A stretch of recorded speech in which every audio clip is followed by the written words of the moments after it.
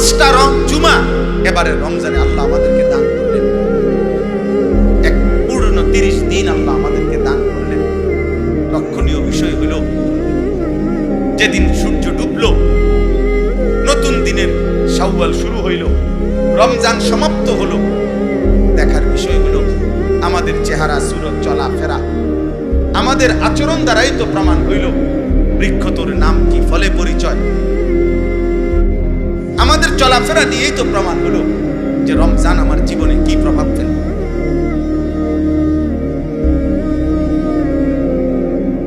তাহলে সেদিন শুক্রবার সন্ধ্যা থেকে নিয়ে আজকের সোমবার এসা পর্যন্ত 5 ওয়াক্ত নামাজ যার কপালে জুটলো না, এই নাফরমান 30 দিনের রমজান তার উপরে কি আসর করল? সূর্য ডুবার পর থেকে মুসলমানের যে সন্তান বাজি ফুটাইল, এই নাফরমানের উপরে রমজান কি প্রভাব ফেলে? ঈদের দিনে যেই অসভ্য মেয়েরা, মহিলারা বেপর্দা হাঁটলো, এই অসভ্য, বেহায়া, এই নির্লজ্জ মহিলাদের জীবনে, মেয়েদের জীবনে রমজান কি আসর করে?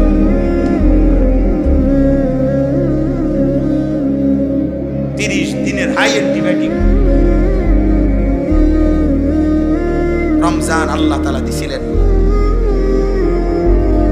একদিনও, এত বড় মাসের একদিনও কোনো প্রভাব থাকবে না। আগের মতো বিড়ি, আগের মতো সিগারেট যার জীবনে চাচা, আগের মতো চা দোকান, আগের মতো গালি, আগের মতো নাটক, সিনেমা, নর্তকী দেখা, আপনার উপর দিয়ে যে একটা রমজান পার হইল, এটা আপনার উপরে কি প্রভাব ফেলবে? আপনি দিয়ে আগের মতো বিড়ি খান, আপনি দিয়ে আগের মতো নর্তকী দেখেন, আপনি দিয়ে এখনো গালিয়ে দেন। হায় হায়, আফসোস। প্রত্যেকেই যার যার জায়গায়,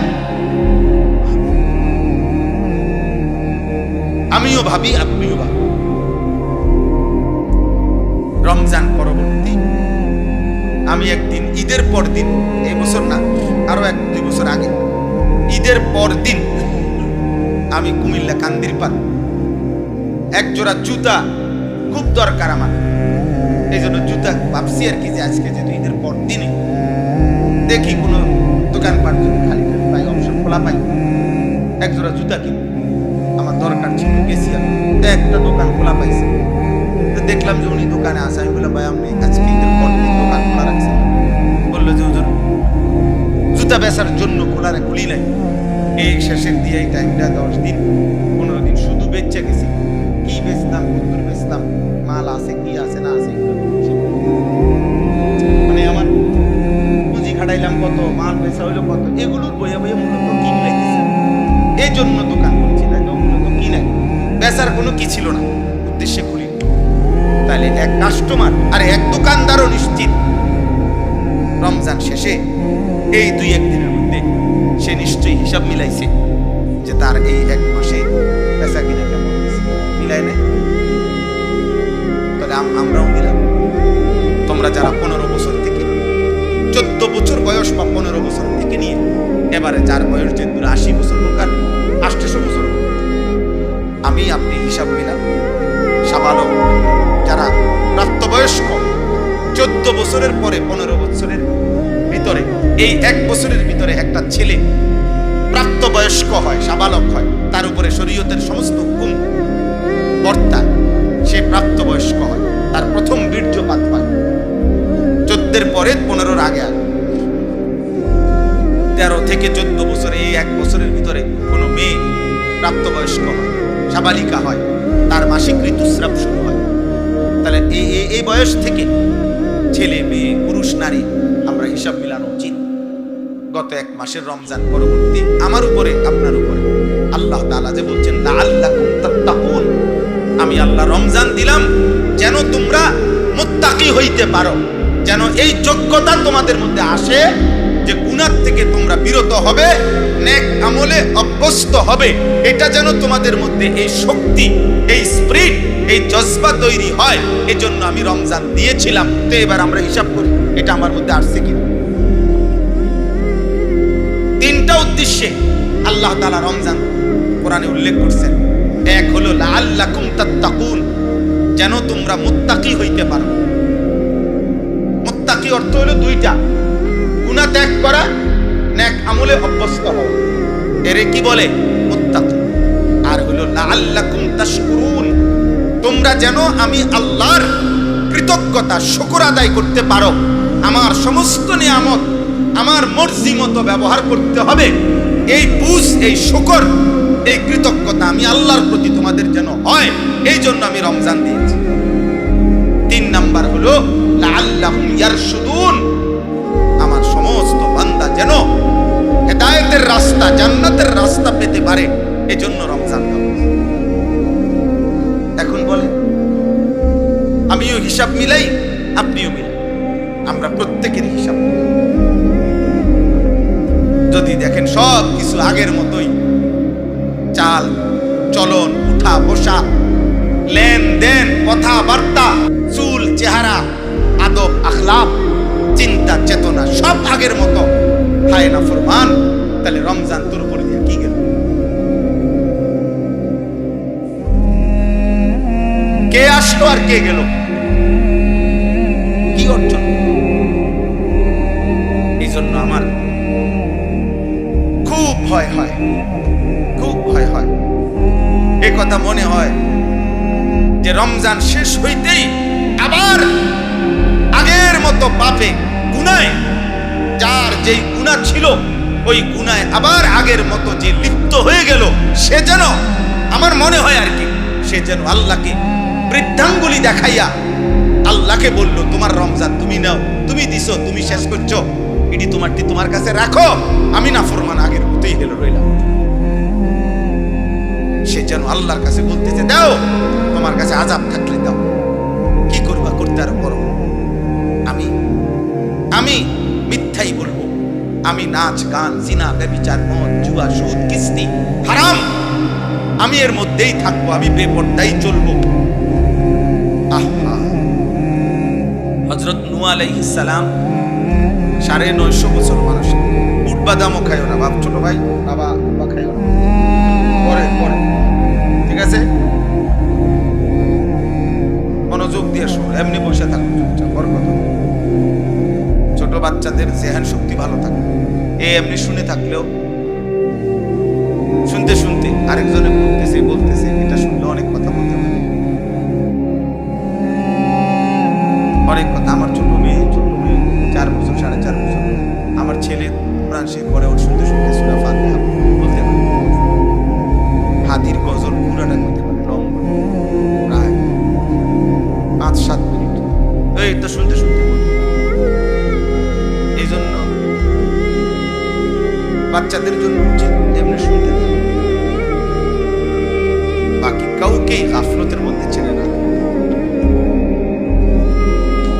তাইলে বললাম যে নূহ আলাইহিস সালাম 950 বছর মানুষকে আল্লাহর দিকে দাওয়াত দেওয়ার সময় 950 বছর এক এলাকায় একটি নির্দিষ্ট জনগোষ্ঠীকেই তিনি দাওয়াত দিয়েছেন। তখন পৃথিবীর মানুষই ছিল এই কয়জন, উনি যে কয়জনের সাথে ছিলেন, আল্লাহর দুনিয়ায় মানুষই ছিল এরা। তো তিনি এরপরে 950 বছর, এটা কোনো মামুলি কথা না, এটা কোনো খামখেয়ালি হিসাব। 950 টাকা আর 950 বছর এক কথা না, এক কথা মনে হয়, লম্বা সময়, অনেক লম্বা সময়। এই লম্বা সময় কথা বলেও তিনি বলতেন মানুষকে, ওয়ালা ইয়ানফাউকুম নুসহি ইন আরাদতু আন আনসাহা লাকুম ইন কানা আল্লাহু ইউরিদু আন ইউগফিয়াকুম ওয়া রাব্বুকুম ওয়া ইলাইহি তুরজাউন। তিনি বলতেন, হে আমার জাতি, আমি আমার নসিহত দিবারাত্রি তোমাদেরকে আল্লাহর দিকে ডাকা, এটা কোনোই উপকারে আসবে না যদি আল্লাহ তোমাদের জন্য গুমরাহি, জাহান্নাম, পথভ্রষ্টতা আল্লাহ চেয়ে থাকে, তাহলে আমার নসিহত দিয়ে কোনো কাজ হবে? হুয়া রাব্বুকুম, তিনিই তোমাদের রব, ওয়া ইলাইহি তুরজাউন, শেষমেশ তোমাদেরকে তার কাছেই ফিরে যেতে হবে। অতএব কোন নওজোয়ান তুমি আমারে অবজ্ঞা করলা, টিটকারি করলা, ফেলে দিলা, উড়াইয়া দিলা, কোনো অসুবিধা নেই, কারণ বিচার কোনো আমার কাছে না। তোমার বিচারও আমি করব না, আমার বিচারও তুমি করবা, এতে কোনো সমস্যা নেই, কোনো অসুবিধা নাই। প্রত্যাখ্যান করলেও সমস্যা নাই, গ্রহণ করলেও কি নাই, সমস্যা নেই। তো যার কাছে ফিরতে হবে, তার সাথে বোঝাপড়া করতে হবে, তিনি মহান আল্লাহ। অতএব আমাকে ফাঁকি দিলে, বাবা মাকে ফাঁকি দিলে, এই সমাজ এই দেশকে ফাঁকি দিলে, কোনো ফাঁকিবাজ, কোনো পাপী যদি মনে করে সে চালাক, না, এটা চালাকির কিছু, ওরা দেখলেও তেমন কিছু নাই, না দেখলেও তেমন কিছু। দুনিয়াবি কিছু ধমক, কিছু শাস্তি হইতে পারে, আবার নাও হইতে পারে, কিন্তু চূড়ান্ত মালিকের হাত থেকে ছুটবা কেন? রবের কাছ থেকে ছুটবেন কেন? আল্লাহ তাআলার পাকড়াও থেকে ছাড় পাবেন। আল্লাহ তাআলা কোরআনুল কারীমের মধ্যে বলছেন, ইসরাফিল যখন ফু দিবে তো মানুষগুলো দিক বেদিক ছুটতে থাকবে।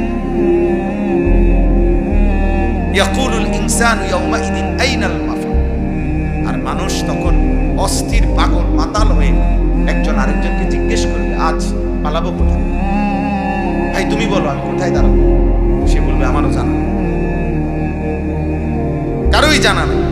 কাল্লা লা ওয়াজার, আল্লাহ বলছে, না না, আজ কোথাও কোনো আশ্রয় নাই, জমিনের উপরে আর থাকা যাবে না। ইলা রাব্বিকা ইয়াউমাইদিনিল মুস্তাকার, আজ শুধুই কেবল তোমার রব আল্লাহর কাছেই আশ্রয়, আল্লাহর কাছেই আশ্রয়। অতএব এটা জরুরি, এই কোরআন সুন্নাহর কথা, ওয়াজ মাহফিলের কথা, মসজিদের জুম্মার বয়ান, উলামায়ে কেরামের নসিহত, চোখের পানি, আউলিয়ায়ে কেরামের দরদ মাখা বয়ান, এই সব কিছু দোস্ত আল্লাহর পক্ষ থেকে মূলত বলা, কিন্তু মূল ফায়সালা কার হাতে? ইব্রাহিম আলাইহিস সালাম এবং উনার আব্বা আযর, তো উনারাও বাপ পুত। ইব্রাহিম আলাইহিস সালাম, ইসমাঈল আলাইহিস সালাম, উনারাও বাপ পুত। বুঝেন নাই হিসাবটা? কিন্তু এই বাপ পুত্র লক্ষবার চেষ্টা করছে বাবাকে ইমানদার বানাইতে, কিন্তু আল্লাহ তাআলা হেদায়েত দেন।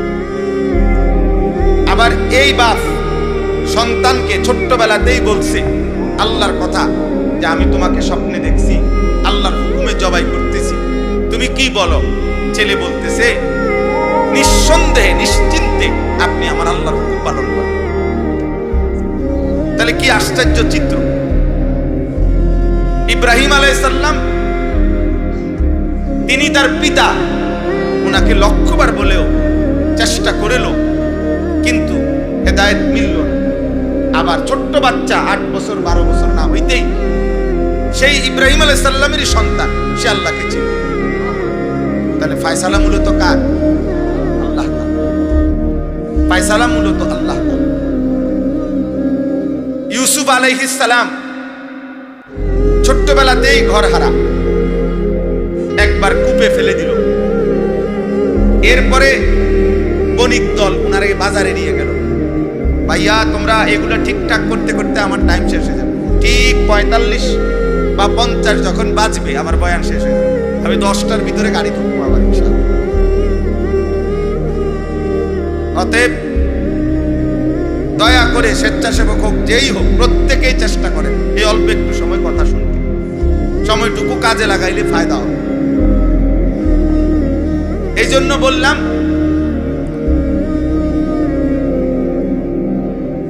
যে এটা দেখেন ইউসুফ আলাইহিস সালাম, নওজোয়ান ছেলেরা, কিশোর ভাই তোমরাও দেখো, শুনো, একবার তো কূপে ফেলে দিলেন, তো সেখান থেকে মিশরের বাজারে যেখানে গোলাম বিক্রি হয়, কৃতদাস বিক্রি হয়, এরকম বাজারে ওনাকে নিলামে বিক্রি করলো। এক মনিবের ঘরে আশ্রয় পেলেন, ওইখানের মহিলা ওনাকে দিবানিশি জিনা ব্যভিচারের জন্য প্ররোচনা করলো। এরপরে জেলখানায় গিয়ে ওনাকে ফেলার রাখা হইল।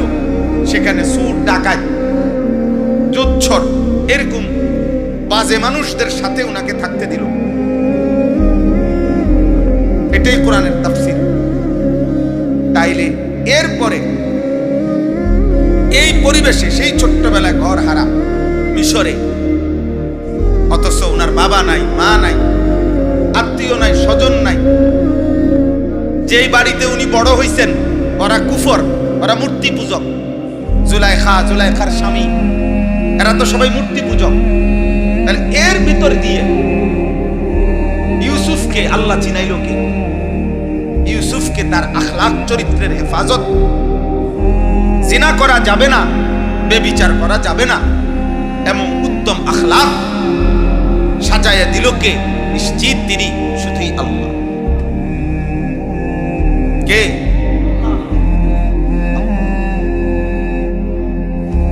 মুসা আলাইহিস সালাম জন্মের পরেই উনার মা বাক্সবন্দি করে উনাকে আল্লাহর হুকুমে নদীতে ফেলে দিল। সবচেয়ে বড় নিকৃষ্ট কাফের ফেরাউনের বাড়িতে লালিত পালিত হইল। অথচ সেই তিনি যখন ফেরাউনের এলাকা থেকে চলে গেলেন ভিন্ন অঞ্চলে মাদায়েন, তখন আল্লাহর কাছে দোয়া করলেন, আল্লাহ রব্বি ইন্নী লিমা আনজালতা ইলাইয়া মিন খাইরিন ফাকির। আল্লাহ, আমি এক অসহায়, ভিন দেশে আসছি, আমার এখানে কেউ নাই, আপনি আমার কাছে যা দিবেন এই মুহূর্তে আমার খাদ্য, আশ্রয় সবটার প্রতি আমি বড় ফকির, আমি বড় অভাবী, আমি আপনার দিকে মুখাপেক্ষী। তাহলে এই ছোট্ট জন্মের পর থেকে যে ফেরাউনের ঘরে লালিত পালিত হলো, অথচ তিনি আল্লাহ চিনলেন কেন? আল্লাহর কাছেই চাইতে হয়, এটা বুঝলেন কেমন? ওনারে কে শিখাইলো, কে বুঝাইলো? এটা করলো কে? শুধুই আল্লাহ, আল্লাহর ফয়সালা। নূহ আলাইহিস সালাম নবী ছিলেন, অথচ ওনার স্ত্রী শেষ মুহূর্ত পর্যন্ত কাফের ছিল। কার ফয়সালা? লূত আলাইহিস সালাম নবী ছিলেন, অথচ শেষ মুহূর্ত পর্যন্ত ওনার স্ত্রী আযাবের মুহূর্তেও কাফের ছিল। নূহ আলাইহিস সালাম নবী ছিলেন, শেষ মুহূর্ত পর্যন্ত ওনার ছেলে কেনান, একটা ছেলে, সে মৃত্যুবরণ করেছে পানিতে ডুবে, কুফরি অবস্থা। তাহলে নবীর সন্তান হওয়ার পরেও হেদায়েত মিলল না। কার ফয়সালা? আল্লাহর ফয়সালা। প্রিয় নবী সাল্লাল্লাহু আলাইহি ওয়াসাল্লাম নবীজির 38 বছর একটানা নবীজির আশ্রয়, আদর, নবীজির অভিভাবকের দায়িত্ব পালন করেছে আবু তালেব। একদিন দুই দিন না, 38 বছর। নবী সাল্লাল্লাহু আলাইহি ওয়াসাল্লামের বয়স যখন 12 বছর, তখন আবু তালেবের হাতে দাদা আব্দুল মুত্তালিব নবীজিকে তুলে দিয়েছে ইন্তেকালের সময়। আর নবীজির বয়স যখন 50 বছর, তখন আবু তালেবের ইন্তেকাল হয়েছে। এই 12 থেকে 50, 38 বছর। 38 বছর ধরে যে চাচা আগলাইয়া রাখছে, আল্লাহ নবী সাল্লাল্লাহু আলাইহি ওয়াসাল্লামের লক্ষবার কালেমার দাওয়াত দেওয়ার পরেও চোখের পানি অঝরে ফেলছে নবী। চাচা একবার শুধু কালেমা বলে, ইয়া আম কুল লা ইলাহা ইল্লাল্লাহ কালিমাতান আশহাদু বিহা আশহাদু লাকা বিহা ইনদাল্লাহ। বুখারীর riwayat। হে চাচা, একবার কালেমা বলেন। মৃত্যুর মুহূর্তে বলছি, আপনি যদি শুধু একবার কালেমাটা পড়েন, হাসরের ময়দানে আমি আপনার জন্য আল্লাহর কাছে সাক্ষ্য দেব। কিন্তু বলাইতে পারে নাই। আবু তালেব বলছে, না, আমি আমার পূর্বপুরুষের এই মূর্তি পূজার ধর্মের উপরেই আছি।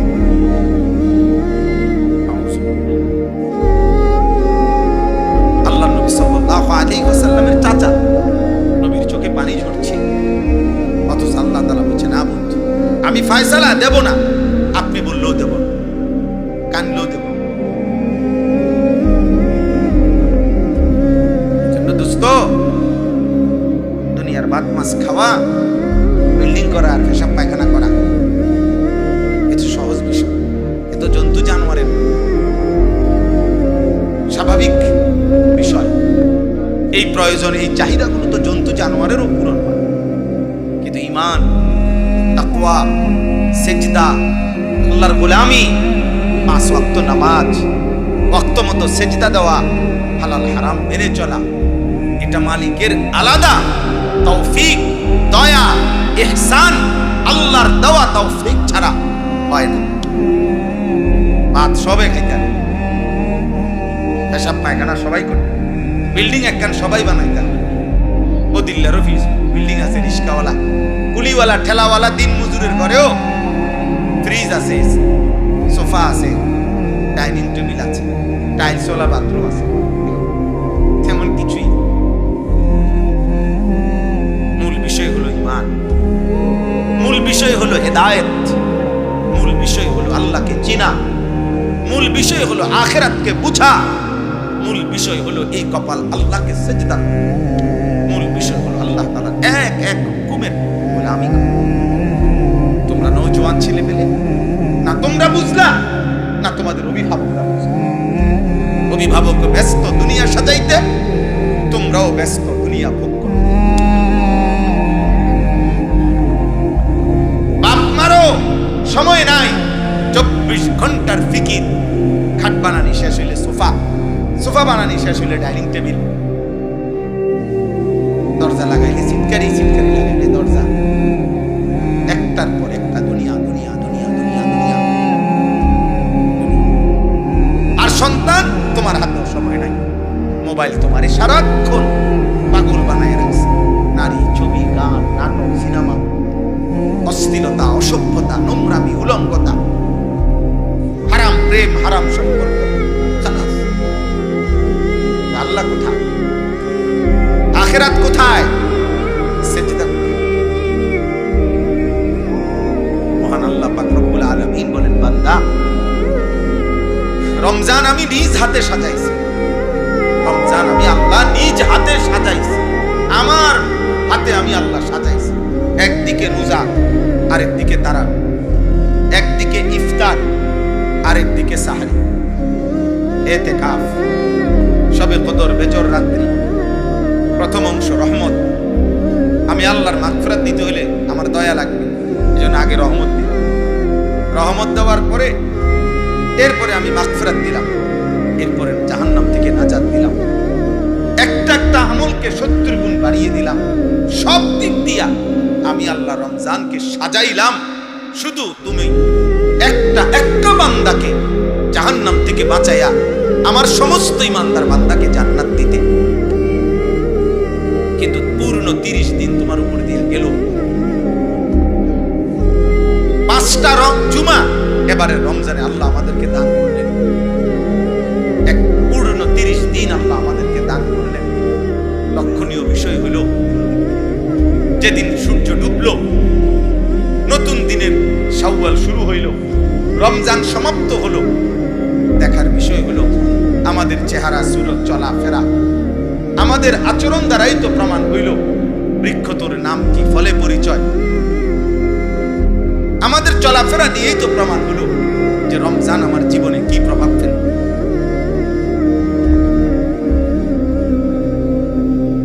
তাহলে সেদিন শুক্রবার সন্ধ্যা থেকে নিয়ে আজকের সোমবার এসা পর্যন্ত 5 ওয়াক্ত নামাজ যার কপালে জুটলো না, এই নাফরমান 30 দিনের রমজান তার উপরে কি আসর করল? সূর্য ডুবার পর থেকে মুসলমানের যে সন্তান বাজি ফুটাইল, এই নাফরমানের উপরে রমজান কি প্রভাব ফেলল? ঈদের দিনে যেই অসভ্য মেয়েরা, মহিলারা বেপর্দা হাঁটলো, এই অসভ্য, বেহায়া, এই নির্লজ্জ মহিলাদের জীবনে, মেয়েদের জীবনে রমজান কি আসর করল?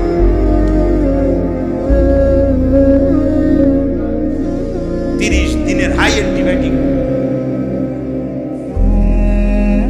রমজান আল্লাহ তাআলা দিছিলেন। একদিনও, এত বড় মাসের একদিনও কোনো প্রভাব থাকবে না।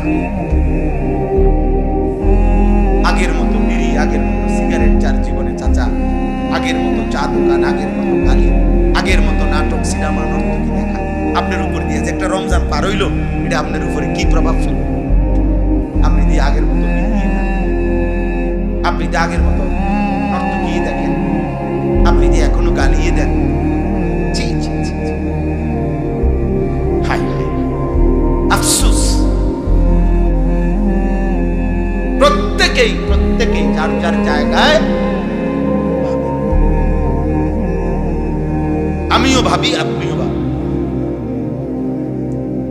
রমজান পরবর্তী আমি একদিন ঈদের পর দিন, এই বছর না, আরো 1-2 বছর আগে, ঈদের পর দিন আমি কুমিল্লা কান্দিরপাড় এক জোড়া জুতা খুব দরকার আমার, এই জন্য জুতা ভাবছি আর কি যে আজকে যদি ঈদের পর দিন দেখি কোনো দোকানপাট যদি খালি খালি পাই, অবসর খোলা পাই, এক জোড়া জুতা কি আমার দরকার ছিল। গেছি আমি, তো একটা দোকান খোলা পাইছি, তো দেখলাম যে উনি দোকানে আসে। আমি বললাম, ভাই আপনি আজকে ঈদের পর দিন দোকান খোলা রাখছেন? বললো যে হুজুর জুতা বেচার জন্য খুলি নাই, এই শেষের দিয়ে এই টাইমটা 10 দিন 15 দিন শুধু বেচে গেছি। কি বেচতাম, কত বেচতাম, মাল আছে কি আছে না আছে, মানে আমার পুঁজি খাটাইলাম কত, মাল বেচা হইলো কত, এগুলো বইয়ে বইয়ে মূলত কি মিলাইতেছি, এই জন্য দোকান খুলছি। না তো মূলত কি নাই, বেচার কোনো কি ছিল না, উদ্দেশ্যে করি। তাহলে এক কাস্টমার আর এক দোকানদারও নিশ্চিত রমজান শেষে এই 2-1 দিনের মধ্যে সে নিশ্চয়ই হিসাব মিলাইছে যে তার এই 1 মাসে বেচা কিনা কেমন হয়েছে। মিলায় নাই? তাহলে আমরাও মিলাই। তোমরা যারা 15 বছর থেকে 14 বছর বয়স বা 15 বছর থেকে নিয়ে এবারে যার বয়স যে 80 বছর হোক আর 800 বছর হোক, আমি আপনি হিসাব মিলাম। সাবালক যারা প্রাপ্তবয়স্ক, 14 বছরের পরে 15 বছরের ভিতরে, এই 1 বছরের ভিতরে একটা ছেলে প্রাপ্তবয়স্ক হয়, সাবালক হয়, তার উপরে শরীয়তের সমস্ত হুকুম বর্তায়, সে প্রাপ্তবয়স্ক হয়, তার প্রথম বীর্যপাত হয় 14 পরে 15-র আগে আগে। 13 থেকে 14 বছরে, এই 1 বছরের ভিতরে কোনো মেয়ে প্রাপ্তবয়স্ক হয়, সাবালিকা হয়, তার মাসিক ঋতুস্রাব শুরু হয়। তাহলে এই বয়স থেকে ছেলে মেয়ে পুরুষ নারী আমরা হিসাব মিলানো উচিত। গত 1 মাসের রমজান পরবর্তী আমার উপরে, আপনার উপরে আল্লাহ তাআলা যে বলছেন লাআল্লাকুম তাত্তাকুন, আমি আল্লাহ রমজান দিলাম যেন তোমরা মুত্তাকি হইতে পারো, যেন এই যোগ্যতা তোমাদের মধ্যে আসে যে গুনাহ থেকে তোমরা বিরত হবে, নেক আমলে অভ্যস্ত হবে। এটা যেন তোমাদের মধ্যে এই শক্তি, এই স্পিরিট, এই জজবা তৈরি হয়। এই জন্য আমি রমজান দিয়েছিলাম। তো এবার আমরা হিসাব করি এটা আমার মধ্যে আসছে কিনা। 3টা উদ্দেশ্যে আল্লাহ তাআলা রমজান কোরআনে উল্লেখ করছেন। এক হলো লাআল্লাকুম তাত্তাকুন, যেন তোমরা মুত্তাকি হইতে পারো। মুত্তাকি অর্থ হলো 2টা, গুনাহ ত্যাগ করা, নেক আমলে অভ্যস্ত হওয়া, এরে কি বলে? মুত্তাকি। আর হলো লাআল্লাকুম তাশকুরুন, তোমরা যেন আমি আল্লাহর কৃতজ্ঞতা, শুকর আদায় করতে পারো। আমার সমস্ত নিয়ামত আমার মর্জি মতো ব্যবহার করতে হবে, এই বুঝ, এই শুকর, এই কৃতজ্ঞতা আমি আল্লাহর প্রতি তোমাদের যেন হয়, এই জন্য আমি রমজান দিয়েছি। 3 নাম্বার হলো লাআল্লাহুম ইয়ারশুদুন, আমার সমস্ত বান্দা যেন হেদায়েতের রাস্তা, জান্নাতের রাস্তা পেতে পারে, এজন্য রমজান দেওয়া। এখন বলে আমিও হিসাব মিলাই, আপনিও মিলাই, আমরা প্রত্যেকের হিসাব মিলাই। যদি দেখেন সব কিছু আগের মতোই, চাল চলন, উঠা বসা, লেনদেন, কথাবার্তা, চুল চেহারা, আদব আখলাক, চিন্তা চেতনা সব আগের মতো, হায় না ফরমান, তাহলে রমজান তোর উপর দিয়ে কি গেল? কে আসলো আর কে গেল? কি অর্জন?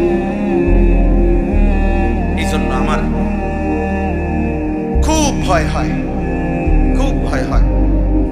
এ কথা মনে হয় যে রমজান শেষ হইতেই আবার আগের মতো পাপে গুনায়, যার যেই গুনাহ ছিল ওই গুনায় আবার আগের মতো যে লিপ্ত হয়ে গেল, সে যেন, আমার মনে হয় আর কি, সে যেন আল্লাহকে বৃদ্ধাঙ্গুলি দেখাইয়া আল্লাহকে বলল, তোমার রমজান তুমি নাও, তুমি দিছো, তুমি শেষ করছো, এটি তোমারটি তোমার কাছে রাখো, আমি নাফরমান আগের মতোই হেলে রইলাম।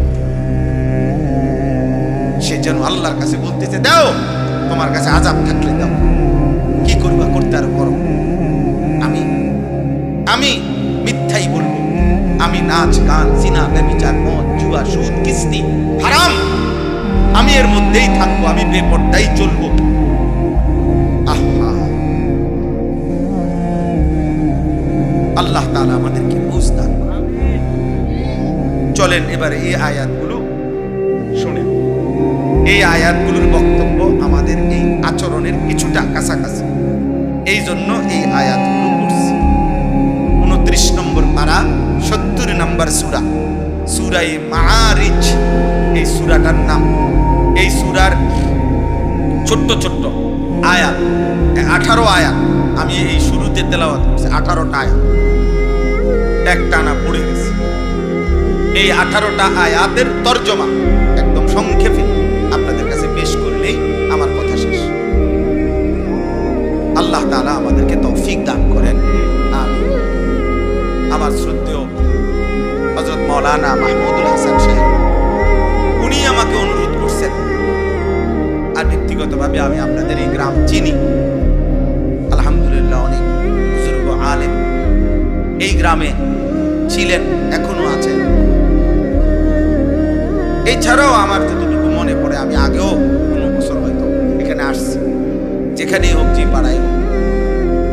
তো এই জন্য আমি আপনাদের কাছে এইটুকু অল্প একটু সময়, আপনারা সবাই ছেলেরা বাবারা, আবারও বলছি মনোযোগ দিয়ে কোরআনুল কারীমের এই আয়াতগুলোর তরজমা আপনারা শুনেন। আল্লাহ তাআলা আমাদেরকে বুঝ দান করুন। রাসূলুল্লাহ সাল্লাল্লাহু আলাইহি ওয়াসাল্লাম মক্কার জমিনে যখন মানুষদেরকে কালেমার দাওয়াত দিতেন, তাকায় না পিছনে, এদিক সেদিক তাকাবেন, তাকাইলে মনোযোগ নষ্ট হয়ে যায়। আমি এই জন্য শক্ত করে বললাম আর কি, মোবাইল টিপলে, মোবাইল নিয়ে ব্যস্ত হইলে, বুট বাদাম খাইলে, আরবি ভাষার একটা গুরুত্বপূর্ণ মূলনীতি আছে, নতিজা আরজালের তাবে হয়, ফলাফল নিকৃষ্টতার অনুগামী হয়। এটা একটা মানে মূলনীতি, মানে হলো কি, মন্দ এবং ভালো দুই জিনিস মিশ্রিত হইলে ফলাফল মন্দটার আলোকে আসে। যেমন উদাহরণ হইল, মনে করেন মসজিদের পানির ট্যাঙ্কি 500 লিটারওয়ালা ধরেন, তো 500 লিটারওয়ালায় যে গাজি ট্যাঙ্কি, পানির ট্যাঙ্কি থাকে না, এখানে 499 লিটার পানি মোটর দিয়া উঠাইয়া একদম পবিত্র ফ্রেশ পানি এই ট্যাঙ্কির মধ্যে পুরানো হয়েছে। আর 1 লিটার অথবা হাফ লিটার 500 গ্রাম পেশাব এটার সাথে মিশানো হয়েছে। তাহলে 499 লিটার পানি আর আধা লিটার পেশাব মিশ্রিত হওয়ার পরে ফলাফল কি? নাফা, মানে ফতুয়া কি, মাসলা কি? তাহলে কি আসছে? ফলাফল নিকৃষ্টতার কি হয়? এটারে কয় নতিজা আরজালের তাপ। আগাইয়া কইব লাগবে জায়গা নেই। আচ্ছা দেখো না ভাই, একটু একটু 1 ইঞ্চি 1 বিঘত জায়গা আগাইয়া বসে, অনেকে যে বসতে পারতেছে না, একটু একটু আগাইয়া বসে। আসেন সবাই, আর সময় নাই তো, দ্রুত করেন। ওই কথা কয়, আর কথা কয় তো মুখ তো ছুটিলে না, এখনো তো ঘন্টা ফিরছে না, ছুটি দিছে, তাই কথা বলেন কেন? মাশাআল্লাহ। জি, আরো ফাঁকে ফাঁকে জায়গা আছে, তোমরা ভাই নওজোয়ান বসার চেষ্টা করো, আর না হইলে একটু সময় দাঁড়াইলে কিচ্ছুই না। জি চলেন, তো বলতেছিলাম নতিজা আরজালের তাবে হয়, ফলাফল নিকৃষ্টতার আলোকে হয়। এই জন্য ওয়াজ এবং মোবাইল দুইটা যদি একসাথে চলে তাহলে ফলাফল আসবে মোবাইল, বুঝেন না? ওয়াজ এবং বুট একসাথে চললে ফলাফল আসবে বুট। মানে তুমি হ্যাঁ, না না, এটা রসিকতা করছি না, এটাই বাস্তবতা। এই জন্য অসৎ বন্ধু, অসৎ সঙ্গ, চরিত্রবান ছেলেও যদি অসৎ ছেলের সাথে, অসৎ মানুষের সাথে মিশে, ফলাফল আসে অসৎ, মাইনাস আসে, প্লাস আসে। এই জন্য নিয়ম হইল কোনো অসৎ মানুষকে, কোনো চরিত্রহীনকেও সংশোধন করার সিস্টেম, তার সাথে মিশে যাওয়া, তার মতো আচরণ করা নয়। যে সে যেহেতু বিড়ি খায়, আমিও আস্তে আস্তে কিছুদিন আগে খাই বিড়ি, ধীরে ধীরে তারে বুঝাইয়া ঠিক করে এলাম, জি না, এটা সিস্টেম।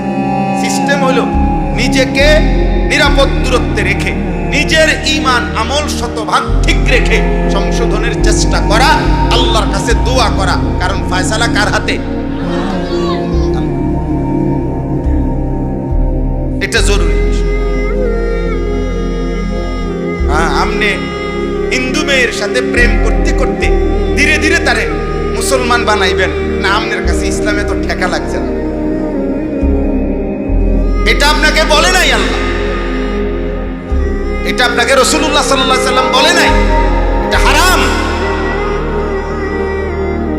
বিবাহ বহির্ভূত, মুসলিম হোক আর অমুসলিম হোক, বিবাহ বহির্ভূত যে কোনো মহিলা, মেয়ে, বিবাহিত হোক অবিবাহিত হোক, তার সাথে যে কোনো রকমের সম্পর্ক করা এটা শতভাগ হারাম।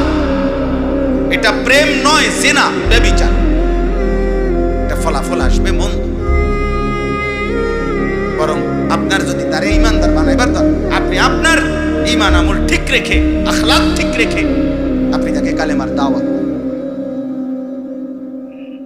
এই জন্য বাপ, যাই হোক, তাহলে আমি বলতে চাচ্ছিলাম কেন, ওই যে এই কথাটা, যে এই বুট খাইলে, বাদাম খাইলে, বসে বসে জিমাইলে, মোবাইল টিপলে এই মানুষগুলোর পরিবর্তন হয় না। আমার জীবনের অভিজ্ঞতা এটা। অসংখ্য মুরব্বী বয়স্ক লোক আছে মসজিদে প্রথম কাতারে 30 বছর ধরে, এবারে আজকে প্রথম কাতারে নামাজ পড়ে, কিন্তু 30 বছর ধরে ইমাম সাহেবের কেরাত উনি সবার আগে শুনে, কারণ উনি তো প্রথম কাতারে নামাজ পড়ে, কিন্তু 30 বছর পর্যন্ত কোনোদিন দিল দিয়া শুনে নাই, যার কারণে 30 বছরও ওনার বিবেকে এটা আসে না যে আমার কোরআন শরীফ সূরা কেরাত শুদ্ধ করা দরকার। উনি ওই দাদা কইছে বানতাম দান, বানতে আসি ও দাদা, এ ও দাদানে বানতে আসি, বুঝেন নাই? উনি ওনার ওই অশুদ্ধ সূরা কেরাতেই নামাজ পড়ে। তাহলে আপনি শোনেন না ইমাম সাহেব কেমনে পড়ে? আপনি এটা আকলে ধরেন আপনার যে কিরে হুজুরে কেমনে পড়ে, আমি কেমনে পড়ি? তো হুজুরে বেহেশতে যাইতে হইলে শুদ্ধ কোরআন শরীফ পড়তে হবে, আর আপনি অশুদ্ধ কোরআন শরীফ পড়ে মসজিদে টাকা 10,000 দিয়া আপনি বেহেশতে যাবেন গা? বেহেশত আপনার আব্বার সম্পত্তি, হ্যাঁ, বেহেশত আপনার মামুর বাড়ি। আপনি 2 কাতার টাইলসের টিয়া দিয়ে দিবেন আর বেহেশতে যাবেন গা? বেহেশতের দাম কি? এই 4টা ফ্যান আর 1 কাতার টাইলসের টাকা, এত মামুলি হয়ে গেল, তাই না? আমি বেহেশতে যাইতে হইলে আমার জন্য, আমি হুজুর, আমি বেহেশতে যাইতে হইলে মহিলাও দেখা যাবে না, নাটকও দেখতে পারতাম না, সিনেমাও দেখতে পারতাম না, মানুষের বাড়ির লোকে কথাও কইতে পারতাম না, সুদও খাইতে পারবো না, কিস্তিও নিতে পারবো না, কোরআন শরীফও শুদ্ধ করতে হবে, 5 ওয়াক্ত নামাজও জামাতে করতে হবে, আর আপনি বিড়ি খাইতে খাইতে সাদওয়ানে গপ মারতে মারতে বেহেশতে যাবেন না? এটা কোন ইনসাফ হলো? না না, এটা ইনসাফ হয়েছে তো বলেন নি? আমরা খামখেয়ালি মনে করি। বাপ, চাচা, ভাই, জওয়ান, পর্দার আড়ালের মা, বোন, আখিরাত কোনো মামুলি বিষয় নয়। আখিরাত, হাসরের মাঠ, এটা তামাশা, তামাশা না, তামাশা, মস্কারি না। এটা কোনো মেম্বার চেয়ারম্যানের মেল মিটিং না, এটা কোনো গ্রামের মেল মিটিং না, এটা হাসরের ময়দান।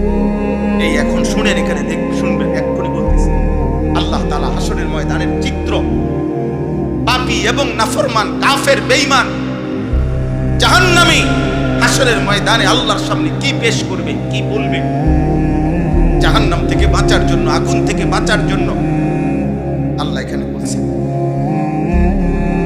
এই জন্য অনেক ছেলে আছো বাবা, তোমাদেরকে বলি বাপ, আল্লাহ তাআলা যাকে যৌবন দিয়েছেন তাকে পূর্ণ শক্তি দিয়েছেন। মানুষের শরীরের সুস্থতা, সকালের সূর্য উঠে তেজ কম থাকে, বিকালের সূর্য ডুবে তেজ কম থাকে, দুপুরের সূর্য প্রখর প্রচন্ড তেজ থাকে। এজন্য শিশুকাল, তার যৌবন আসতেছে, এজন্য শিশুকাল দুর্বল।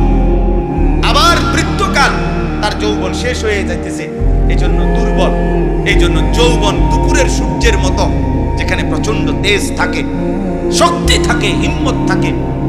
কমপক্ষে 15 থেকে 40, এই 25 বছর মানুষের মাথার চুল থেকে পায়ের নখ পর্যন্ত সারা দেহে, সারা অঙ্গে পূর্ণ শক্তি থাকে। চোখে পূর্ণ শক্তি, কানের পূর্ণ শক্তি, নাকের পূর্ণ শক্তি, বিবেকের পূর্ণ শক্তি, খাবারের পূর্ণ চাহিদা, লজ্জাস্থানের পূর্ণ চাহিদা, পায়ের পূর্ণ শক্তি, সবকিছু শতভাগ পূর্ণ মাত্রায় আল্লাহ তাআলা যৌবনকালে দেয়। এজন্য বুদ্ধি, বিবেক, বিবেচনা, অনুভূতি, উপলব্ধি, পরিকল্পনা, ইচ্ছা, উদ্যম, সাহস, হিম্মত সবকিছু যৌবনেই করতে হয়।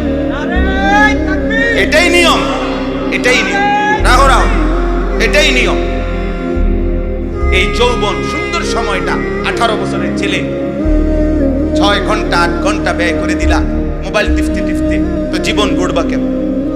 পৃথিবীও যদি কেউ সুন্দর করতে হয়, আখেরাত, দুইটাই, তাহলে যৌবনের সময় গোল্ডেন টাইম, গোল্ডেন পিরিয়ড, সোনালী সময়। কেউ যদি নিজে নিজে ভাবে যে আমি আল্লাহ চাহে তো একটা ভালো চাকরি করব, ভালো একটা ব্যবসা করব, আমি ভালো টাকা রোজগার করব, একটা ভালো বংশীয় মেয়ে বিয়ে করব, একটা ঘর দুয়ার করবো ইনশাআল্লাহ, সমাজে একটা ভালো অবস্থান নিয়ে চলবো, তাহলে এই দুনিয়ার এই পরিকল্পনাটাও যদি কেউ করে, তাহলে তাকে যৌবনে তার সময়টা কদর করে মেহনত করতে হবে। আবার সে যদি ভাবে আমি জাহান্নাম থেকে বাঁচবো, ডান হাতে আমল নামা নেওয়ার চেষ্টা করব, মিজানের পাল্লায় আমার নেকি যেন ভারী হয়, আমি চেষ্টা করব, ফুলসেরাত যেন 20 দিন গতিতে পার হইতে পারি, আমি চেষ্টা করব, তাহলে এর জন্য জাহান্নাম থেকে বাঁচা, জান্নাতে যাওয়া, খোদার কসম যৌবনেই চেষ্টা করতে হবে। 60 বছর বয়সে তো আর দুর্বলতার সময়, এই সময় তো কুলাইয়া পারে না, উনি একটা করলে আরেকটা ধরতে পারে না। ইচ্ছা থাকলেও বয়স্ক মানুষ তো হাজারো স্বপ্ন, ইচ্ছা বাস্তবায়ন করতে পারে না, বার্ধক্যের দুর্বলতার কারণে। দুর্বলতার কারণে মন তো অনেক কিছু তখন চায়, কিন্তু শরীর, সম্পদ, উপার্জন সবকিছুই তখন কমে যায়। ফলে আর ইচ্ছে থাকলেও তার হাতে শক্তিও নাই, পকেটে টাকাও, পকেটে টাকাও। আল্লাহ তাআলা তোমাদেরকে বুঝার তৌফিক দান। নিজেদের এই হায়াতের কদর করো ভাই, কদর। সুস্থ সবল পূর্ণ শক্তির সময়টাকে কাজে লাগাও, কাজে লাগাও। দুনিয়াও গড়ো, আখিরাতও। আল্লাহ তাআলা তৌফিক। নবীজি সাল্লাল্লাহু আলাইহি ওয়াসাল্লাম যখন বলতেছিলাম মক্কার জীবনে যখন কালেমার দাওয়াত দিতেন, মানুষদেরকে আল্লাহর দিকে ডাকতেন, মক্কার কাফেরদেরকে, তখন নবীজি বিশেষভাবে দাওয়াতের কথা বললে, আল্লাহর কথা বলতে গিয়ে দুইটা কথা বলতেন। একটা হলো ঈমান গ্রহণ করিলে, কালেমা গ্রহণ করিলে জান্নাতের পুরস্কার কি হবে সেটাও শুনাইতেন। আবার গ্রহণ না করলে আল্লাহর আযাব কি হবে দুনিয়াতে এবং আখিরাতে সেটাও বলতেন। মানে নবীজি জান্নাতের সুসংবাদও দিতেন, আবার জাহান্নামের ভয়ও দেখাইতেন, আযাবের ভয়ও দেখাইতেন। কিন্তু মক্কার কাফেরদের একটা বদঅভ্যাস ছিল, যখনই নবী সাল্লাল্লাহু আলাইহি সাল্লাম আযাবের কথা বলতেন, জাহান্নামের আযাব, দুনিয়ার আযাব, তখন তারা বিদ্রুপ করত, ঠাট্টা করত, টিটকারি করত। আরে না, এটা হইতো না, এরকম কয়, এগুলো বলে। এখানে আছে আতাইদানিনি আন উখরাজা ওয়া কাদ খালাতিল কুরুন মিন ক্বাবলি। 26 পারায় সূরা আহকাফের মধ্যে আছে, এক নাফরমান সন্তান, তার পিতামাতা তাকে দিবানিশি আল্লাহর প্রতি ঈমান আনতে বলতো, আর ওই সন্তান বলতো, মা বাবা তোমরা বুঝি আমারে এই আখেরাত পরকালের ভয় দেখাও। আখেরাত আর পরকালে আবার সবগুলো মানুষ ফিরে আসবে হাসরের মাঠে। তো এই পর্যন্ত কত মানুষ যুগে যুগে অতিবাহিত হইয়া মরে গেল, কই তারা দিক কেউ ফিরে আইলো না, আমি কিতাম মল্লি ফিরা। এভাবে বিদ্রুপ করত আবু লাহাব। নবীজি সাল্লাল্লাহু আলাইহি সাল্লামের প্রচন্ড বিরোধিতা করত।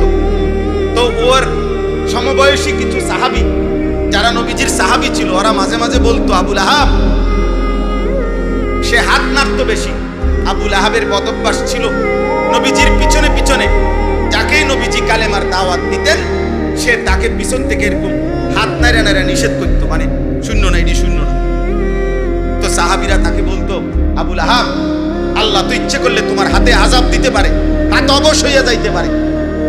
তখন সে তাফসীরের মধ্যে আছে, আবু লাহাব পরের দিন সকালবেলা ওই সাহাবাদের এই কয়েকজনকে কাছে গিয়া বলতো, এই দেখো হাত, এই কিচ্ছু হয়েছে না সাহেব, তুমি যে কইলা আযাব দিব, কই আযাব কই, আমার হাত দিয়ে ঠিকই আছে।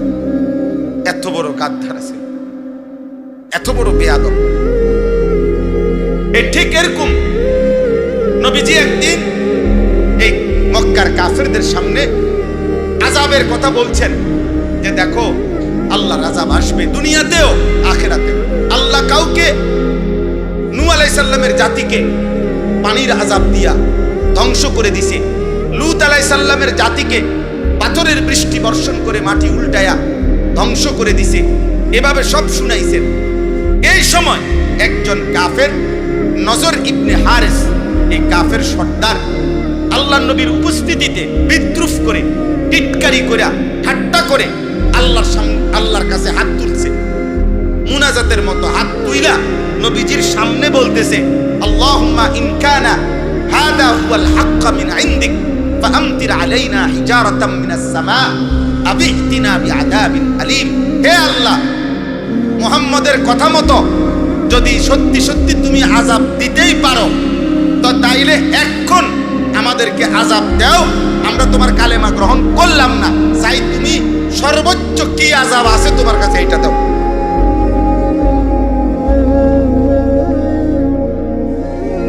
চিন্তা করছেন কেমন গাদ্দার?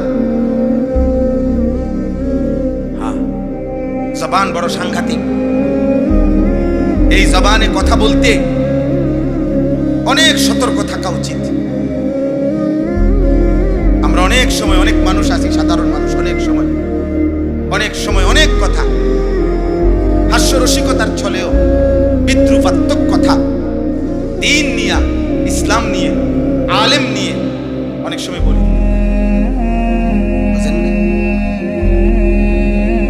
পরে জিজ্ঞেস করলে হয়তো বলবে আমি এত কিছু ভাইবা বলি নাই। না না, এত কিছু ভাইবা বলেন নাই কেন? ইসলামের কথা, আল্লাহর কথা, কোরআন সুন্নাহর কথার ক্ষেত্রে মন্তব্য করতে সর্বোচ্চ সতর্ক থাকা উচিত, কারণ এর পিছনে আমার ঈমান, এর পিছনে আমার ঈমান।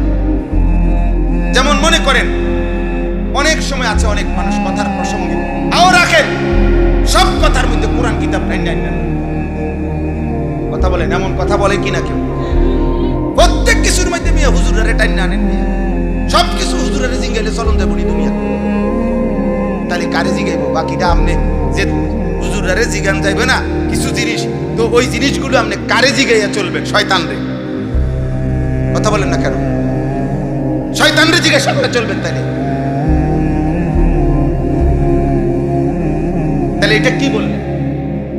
এটা কি আপনি দ্বীনকে বিদ্রুপ করলেন? হ্যাঁ, প্রত্যেক কথায় কথায় কেবল দাড়ি লইয়া করে তো এরকম শুরু করলেন না, আর কোনো কথা নাই। হ্যাঁ, আর ওয়াজ নাই, আর ওয়াজ আছে তো, এটাও তো একটা ওয়াজ। আপনি এটাকে বিদ্রুপ করলেন কেন? কি হুজুর আজকে দাওয়াত কয়টা? এটা কি বললেন? এটা কি বলতে চাইলেন হুজুর? কি কোন আলেমে দ্বীনকে কি বললেন? হুজুর আপনার কিতা একটা দাওয়াত খাওয়ান, তো আপনি বৈশা দাওয়াত খাই কেমনে, বা শুইয়া দাওয়াত কেমনে খায় আপনি সিস্টেম বলে দেন। আপনার যেহেতু কামড়াইতে আছে হুজুরের দাওয়াত খাওয়াতে, তাহলে আপনি যে আপনারা দাওয়াত খাওয়াইতে আপনি বলেন যে হে গ্রামবাসী, আপনারা হুজুর ইমাম আলেম ওনা করে দাওয়াত না খাওয়াইয়া আমার মতো একটা বুঝমান বিড়ি খাওয়াইন না, চা দোয়ারে গপ মারুন না, টেলিভিশন দেখুন না, আমারে আপনারা সবাই দাওয়াত খাওয়ান, আপনি বলেন আপনারা খাওয়াইলে আমার সমস্যা কি? কথা বলেন না। আপনারা যদি গ্রামবাসী দাওয়াত খাওয়ায় আমার অসুবিধা কি? কিন্তু আপনি এটা কি বললেন? এই জন্য মন চাইলেই বলে ফেললেন, হ্যাঁ আপনি মুক্তি আসছে বলেই বলে ফেললেন, সাবধান। যত কিছু আমি কথার প্রসঙ্গে বলে রাখলাম, যত কিছু ইসলামের চিহ্ন বহন করে, মসজিদ, মাদ্রাসা, কোরআন, হাদিস, তসবিহ, মেসওয়াক, দাড়ি, টুপি, পাঞ্জাবি, পায়জামা, আলেম, হাফেজ, ইমাম, মুয়াজ্জিন, খতিব, ওয়াইজ, পীর, বুজুর্গ, আউলিয়া, যত কিছু ইসলামের চিহ্ন, মানে যেটা দেখলে বোঝা যায় এটা ইসলামী নিদর্শন, দ্বীনের নিদর্শন, এমন ছোট্ট একটা মেসওয়াককে, তসবির দানাকেও তুচ্ছ তাচ্ছিল্য করা, অবজ্ঞা করা, ঠাট্টা করা, কুফরি কুফরি কুফরি। কি ঠাট্টা করা কি বলেন না? আবার বলেন কি? সাবধান, কথা বলতে খুব সতর্ক। কোরআনুল কারীমের মধ্যে আছে, আল্লাহ তাআলা নবীজি আরে ঈমান সাহাবাদেরকে বলছে, হে আমার নবীর সাহাবারা, সাবধান, আমার নবীর আওয়াজের উপরে তোমার আওয়াজ যেন না বাড়ে। ভিন্ন কথা তো বলার সুযোগই নাই।